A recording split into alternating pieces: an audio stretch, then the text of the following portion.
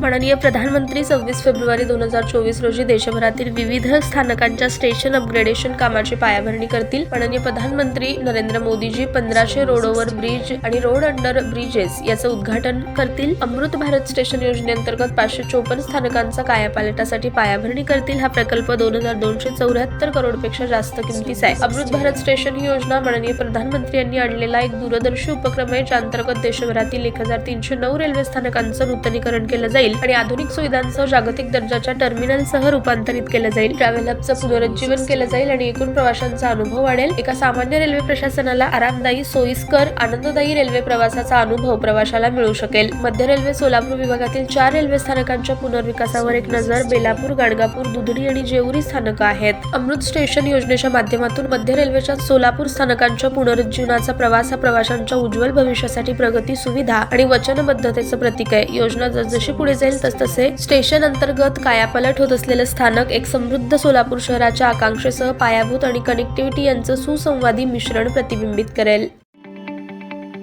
ताज्या बातम्या पाहण्यासाठी प्राईम महाराष्ट्र न्यूज चॅनलला सबस्क्राईब करा।